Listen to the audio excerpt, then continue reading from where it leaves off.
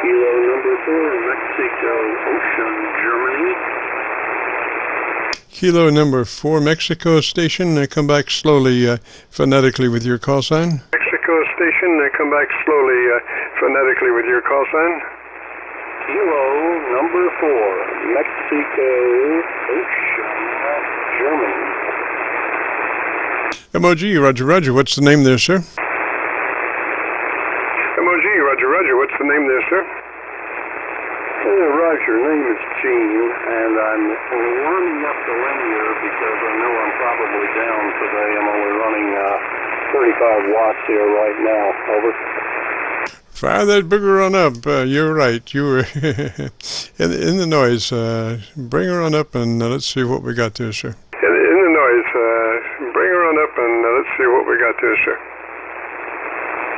Okay, just stand by for a second here. I need to tune something and I'll be right back with you. This is the KC9VKV Qso-Vlog net, and we're in Qso with K4MOG Gene, who's diligently trying to bring up his power amplifier, which we could use at this time. All right, Gene, how are we doing there, buddy? Gene, how we doing there, buddy? Okay, got 36 more seconds of warm-up, Jim. Where are you located, over? Roger, we are located essentially just across the Ohio River from Louisville, Kentucky. We're on the Indiana side of the Ohio River, right at Louisville. Roger? Side of the Ohio River, right at Louisville. Roger? Roger. Okay, very good. Well, we got 8 more seconds to go here, and we can give you a little power. Now we're copying you about S9 here, about S9 on the FLEX-6400, over. Roger, Roger. Well, Gene, gosh, I wish we would have maybe started with the power amp ready to go there, sir. But anyway, we should be right about now ready to do it to it. About now ready to do it to it. Okay, now we got kilowatt on. How's that, over? Roger, it seems to have affected your VFO. Check your frequency. We're on 7188. Roger, Roger. Check your frequency. We're on 7188. Roger, Roger. Yeah.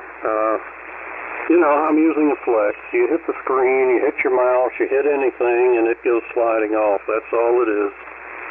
Everything's recovered, over. Roger, Roger. We're looking good there, sir. Gosh, if you'd be interested in our setup procedure, if you give me maybe about 10 seconds on your antenna so I can hear your audio, we will begin with the setup. On your antenna so I can hear your audio, we will begin with the setup. Okay, well, 400. The OM2000, the 6400, the OM2000 plus linear amplifier to kilowatt. That's driving a Johnson Matchbox tuner. The tuner is tuning 120 feet of ladder line out to a double ZEP, 160 feet long, fed in the center. So that's the rundown on what we're running here. Over. Roger, Gene. What's your location, sir? Roger, Gene. What's your location, sir? Between Marietta, Georgia, and Powder Springs, Georgia, 20 kilometers northwest of Atlanta. Over. Roger. Yeah, I'm copying you better on Milford than Georgia. But anyway, what's the radio again? You're better on Milford than Georgia. But anyway, what's the radio again? The radio is the FLEX-6400. Roger, Roger, sir. Okay, our generic setup procedure starts with engaging your compressor at a 3. It's a token amount, but it does exactly what we need it to do. So if you would begin by engaging your compressor at a 3, 30%. 30 out of 100, 3 out of 10, Roger. 30 out of 100, 3 out of 10, Roger. Okay, this is Kilo number 4, Mike Oscar Golf. Well, let's see. I'm not sure. I'm not sure what I've got on the compression scale here. It looks like it's about 25 dB. No, not 25 dB compression. The full scale minus 25 dB, and I'm hitting 2 units on a scale of 1, 2, 3, 4, 5. Over. Roger, Roger. Now, on that FLEX-6400, do you have a compressor input control? Do you have a way to adjust the compression input control, like a knob or a slider or something? And if so, how's it labeled? A slider or something, and if so, how's it labeled? No, I don't. I really don't. Probably we really can't set this up for the simple reason that it's totally different from what you're used to dealing with, and they actually require you to run a setting called processor just to get your audio in shape there. I guess you'll just have to let me record and hear it for 3 or 4 days, and then I'll know how it's sounding. Over. Roger, do you have a control, a reference that will show you how the activity of your processor in dB, like 6 dB compression? Do you have something that would give you a reading like that? Do you have something that would give you a reading like that? Yeah, well, that's what I'm telling you. I have a compression indicator. It goes from 0 to minus 25 dB, and I'm compressing minus 10 dB at the current point. Now, what the minus 10 dB means, I have no idea. Over. Roger. Well, it looks like it's doing its job. The next step after the compressor is going to your ALC meter with mic gain in hand, and as you speak fairly rapidly, 100, 200, 300, you would be adjusting your ALC level for mid-scale to 2/3 by way of mic gain control. Roger. Mid-scale to 2/3 by way of mic gain control. Roger. Yeah, I understand, Jim. I'm afraid we're not going to be able to do it, and I've got nothing like that. I've got no ALC to display here. The Flex folks do it totally different. So maybe I better let you go on with somebody else and catch you another day, or try to figure this out, what my compression should mean to you. Over. Roger, do you have equalization capabilities? Roger, do you have equalization capabilities? Yeah, I do have an equalizer. I sure do. Roger, Roger. Is that what kind of an equalizer is that? Fairly close to what kind of what we did last time. But where do you see the holes? Where should I be filling? Over. I should be looking at the top end boost, probably about 3 dB, 3 clicks. What did you say your equalizer was? How many? 3-band, 4-band, 10-band, 20? Was it how many? 3-band, 4-band, 10-band, 20? Well, let's see here. I have to count them. 63, 125, 250, 500, 1, 2, 4, and 8.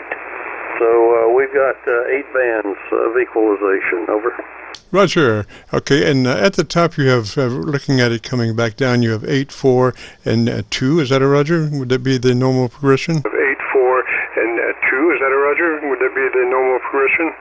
Yeah, 8, 4, and 2. 1, 500, 250, 125, 63. All right. I would go on the 4, and I would add +3 on the 4. And +2 on the 2 also.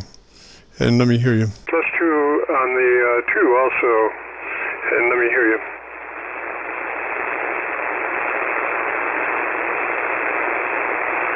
Okay, this is Kilo 4 Mike Oscar Golf. We're up 3 on the 4. Over. Okay, what's your reading exactly at this point on that that reading? Is it, you said it's 4, right? So what's your reading on that as far as, do you have any EQ left to go harder, further? Do you have any EQ left to go harder, further? No, I'm sorry. It was 4, and I'm now at 7. You said increase it by 3. Over. Yes, sir. That sounds good. We're just adding a little edge to your top end for intelligibility. Looking at your dynamic range, you are precisely where you need to be, about 3 dB dynamic range. If one gets fatter than that, the words start to blur, and you defeat the purpose of intelligibility, which is what we're shooting for right now. So your dynamic range is 3 dB, which means your average percent of peak modulation is right at 80 to 85%. Roger? Percent of peak modulation is right at 80 to 85%. Roger?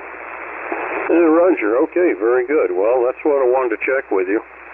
And I'm very sorry I don't quite understand how to put my compressor readings into what you're used to with the rigs with the knobs, but they don't give me that capability. Now I can go from normal to DX to DX plus, and I'm not sure what that does, but right now it's on normal. Over. All right, try a DX, and let's hear that. All right, try a DX, and let's hear that. Okay, this kilo number 4, Mike Oscar Golf. We're normal. Now we're DX. 1, 2, 3, 4, 4, 3, 2, 1. And now we're DX plus. 1, 2, 3, 4, 4, 3, 2, 1. Now we're dropping back to, let's see, we'll come back.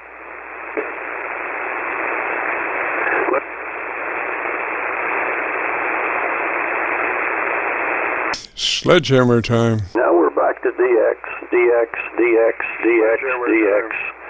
And now we're normal again. 1, 2, 3, 4, 4, 3, 2, 1.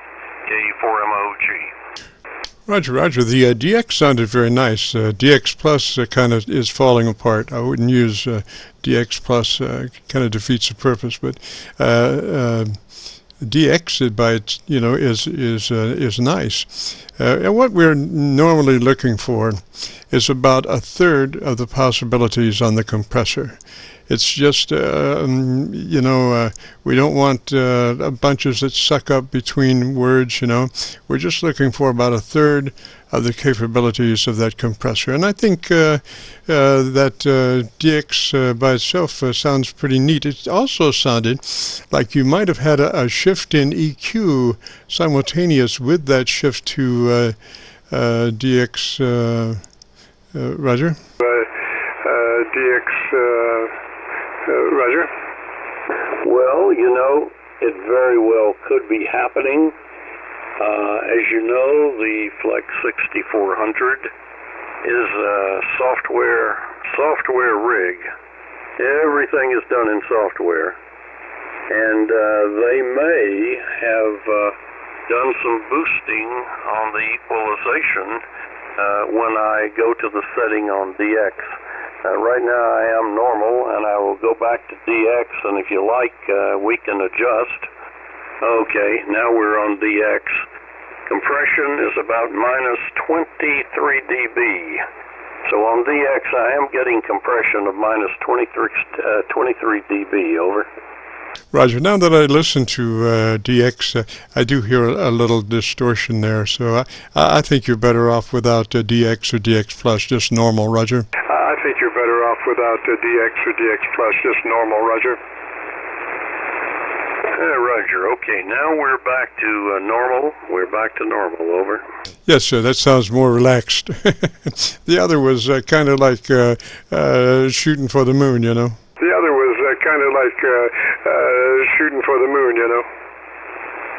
Roger. Well, thank you very much for that. KC9VKV, I believe. GENE-K4MOG. And I think the band just left us, Jim. Over.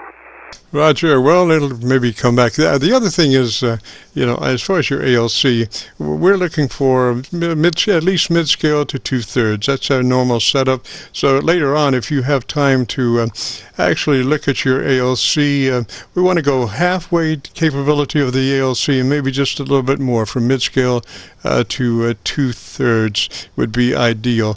But as I'm looking at your audio, it does look like you're at 3 dB now. So I think you'll find that your ALC is pretty much running that way, Roger. I think you'll find that your ALC is pretty much running that way, Roger. Okay, very good. Well, I thank you for helping me on the setup. And when do you think we might have a recording? I'd love to hear it. Over. Yes, sir. Well, we say 48 hours. We give ourselves 48 hours, but many times we're half that and even sooner. So it could be like Saturday morning, just depends on what's happening. But outside it'd be 48, but most of the time it's a lot sooner than that, Roger. It'd be 48, but most of the time it's a lot sooner than that, Roger. Okay, well, we'll check it out, and I sure do thank you for taking a look at it. Are you using a VU meter to look at the dynamic range? Over. Absolutely, yes. Absolutely, yes. Yeah, Roger. Okay. Well, thank you very much, and we'll take a listen at where we are today. Roger. Yeah, the thing about a VU meter is you can see dynamic range very easily there. I've been looking at VU meters for over 50 years. I joke I can tell where the meter's going before the needle leaves the post, but it's real easy to see the dynamic range. It's how the meter hangs, and 10 dB, which is unprocessed. The VU meter is reading like a normal VU meter. It's bouncing around, and as you continue to compress the audio or reduce the dynamic range, the meter starts hanging towards the zero set point, and there we joke about it. There is 7610 that has a unusual control on it that allows you to really scrunch the audio, and we played a game that once and just tuned that for max, where we reduced the normal 10 dB dynamic range down to about 1 dB dynamic range. Actually, it's about half a dB dynamic range, and so the VU meter was just quivering right there at zero set. It looked like a plate voltmeter, Roger. There at zero set, it looked like a plate voltmeter, Roger. Okay, Roger. I'm trying to grasp the concept of dynamic range as you're explaining it.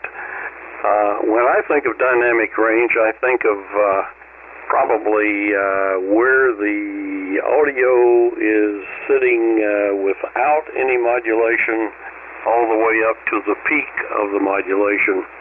And the dynamic range is whatever is between those two values, but that doesn't sound like 3 dB to me. Over.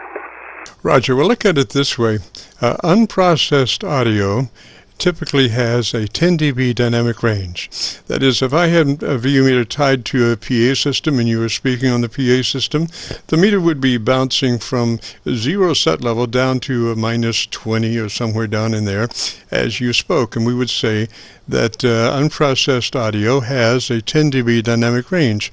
Well, that's great, but when it comes to transmitting that audio, we want a fatter signal. So what we need to do by way of the compressor doing just a little bit, and then up in the ALC range where we're running a mid-scale to 2/3, we start to reshape that dynamic range to a lesser range than 10 dB. We pull it to 3 dB. And at 3 dB, we have very nice audio. It's not blurry, but if you continue to compress audio from 3 dB to like 2 dB, dB and a half, or dB, it starts to get blurry after 3 dB. So I've chosen 3 dB as the target for the fatness of the signal. Roger? For the fatness of the signal. Roger? Roger. Okay, well, when I think of a VU meter, I was in broadcasting for a while, and, you know, I monitored everything on the VU meter sitting on the console. And, you know, when we played a record, the idea was to adjust the VU meter for 100 or 0 dB maybe. I forget what the scale was. I think it was 1 to 100 or something like that, or maybe 1 to 125. And then the compressor was set up to, you know, take over from there. So that's what I'm trying to equate in my mind. How this signal relates to 3 dB. And still don't have it, Jim. I'm sorry. Roger. Well, Google it. Google dynamic range, and you'll be able to see the curves there. And, you know, if you're playing music, if you were playing top 40 music, that music is already compressed to probably a dB and a half dynamic range or less.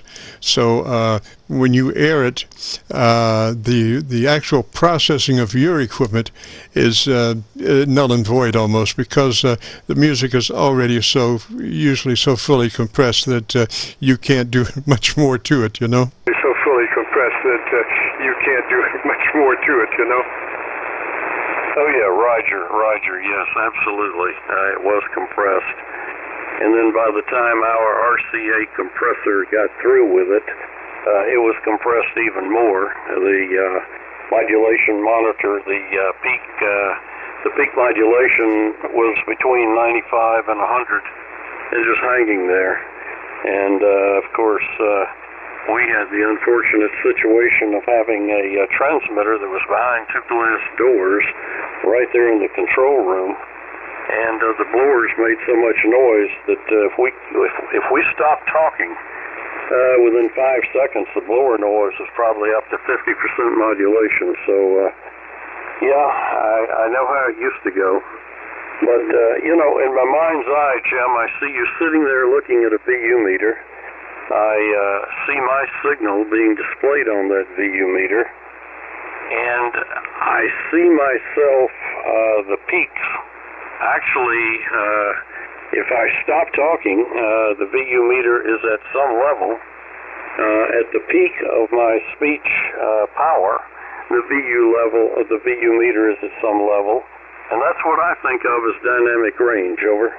Yes, sir. That's exactly it. And you know, it has to do also with the speech rate, because if you talk like that, it would drive you crazy trying to figure out what the dynamic range is, because you know it doesn't stack up that way. A normal speech pattern is a given rate, and you can tell by the way the meter moves at that rate exactly what your dynamic range is. Now, on the other side of it, if you were to play back this recording and you had a VU meter tied to your speaker system on your computer, you would see exactly what I'm seeing, Roger. You would see exactly what I'm seeing, Roger.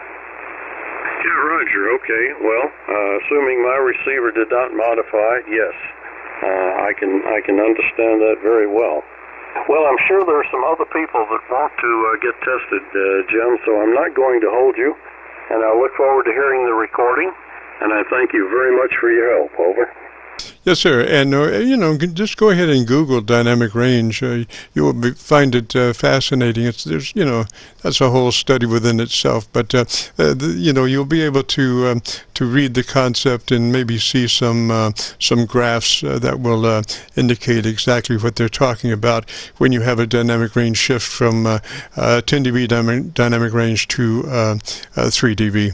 So 73 there, Gene, and we'll say you have a good afternoon and a great weekend, Roger. And we'll say you have a good afternoon and a great weekend, Roger. Roger and Jim, I want to wish the very same to you. And again, I thank you for making this recording, and I look forward to hearing it. We'll catch you later, and if I don't like what I hear, I'll be back, okay? Yes, sir. You have a lifetime ticket. We are going to start another thing, and that is for the stations that tend to be S1 everywhere, which means they're not getting out. We're going to start talking about antennas, and I'm going to be suggesting a tuned dipole antenna as an antenna that really has the capability of getting out, and also because it has directional capabilities that if they have an idea of precisely where they want to put their energy, a dipole antenna will assist them in that. Roger? A dipole antenna will assist them in that, Roger?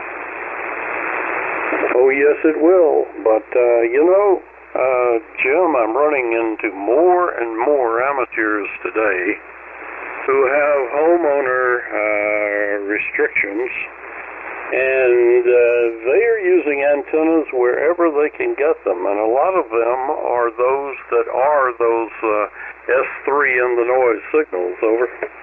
Yes, sir. Yes, sir. And I'm hoping that maybe, depending on how dedicated amateur radio operator they are, that maybe there will come a time in their life that they will be able to do better than the just the odd length long wire antenna, and move to something that is a tuned antenna, which is so much more efficient, and you avoid having to go through antenna tuners and loss of power in making a bad antenna look good, and you still wind up on the air with a bad antenna. Roger? Look good, and you still wind up on the air with a bad antenna. Roger?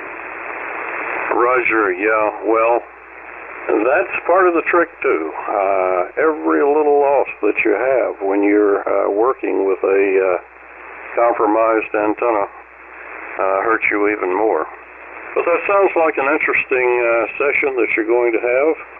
And what day are you planning on doing that, Over?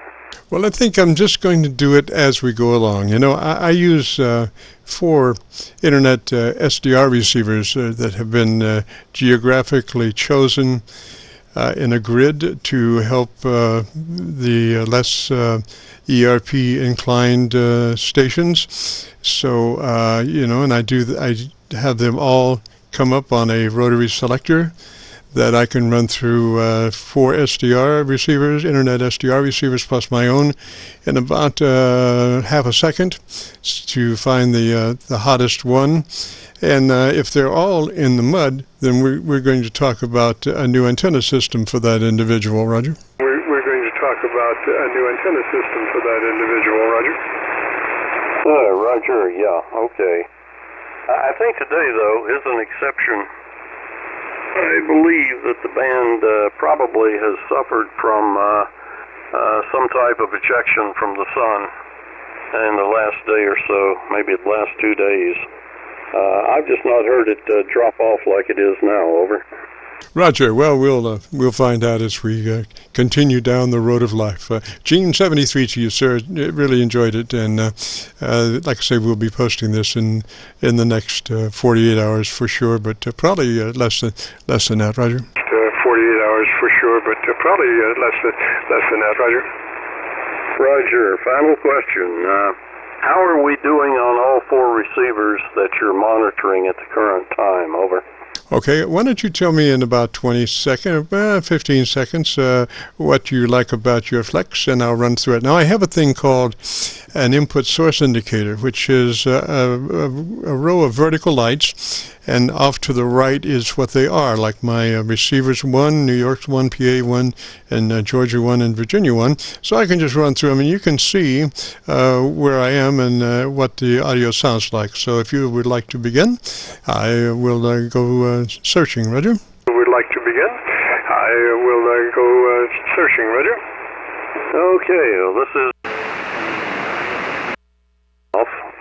located in Marietta, Georgia, Powder Springs, Georgia, and really that comes out to about 20 miles northwest of the capital city of Georgia, Atlanta, Georgia. And what I this particular week, the band is not in the best of conditions. I believe there's probably been some solar ejection or something disturbing the ionosphere because the band just doesn't have the crispness and some of the other characteristics that you normally hear on 40 meters. Now, I'm totally aware that the band does change with season, but I don't think that's what's going on. I think we have an event. Over. Roger, Gene. Well, my Rochester SDR has flaked out. That happens from time to time. They have all these kind of rules that you know, if there's one that's called inactivity. If I don't do anything on an SDR, internet SDR, it will kick me off. And then if you know, another thing is like a half hour, 45 minutes, depending on how they're set up, they'll kick me off, and I got to go back. And but on Rochester, I did have a password. And that was really nice. That was one of the few that I actually had a legitimate password. I could go in, and it was good for as long as I wanted to be there. And now I can't reach it, so I don't know whether it's down temporarily, down permanently, or maybe I've just been kicked off, you know? Permanently, or maybe I've just been kicked off, you know? Yeah, well, I'm sorry. You should have paid your rent, Jim. And then you wouldn't have been barred from using it. But, yeah, we understand. And we'll let you go and check back with you probably in the near future. Over. Yes, sir, Gene. Certainly. All right, sir. And we'll say 3 to you, sir, 73, and you have a great afternoon, beautiful weekend, and enjoyed it. This is KC9VKV, the Qso-Vlog net. If you have a radio you want to check out, give me a shout. Qso-Vlog net. If you have a radio you want to check out, give me a shout.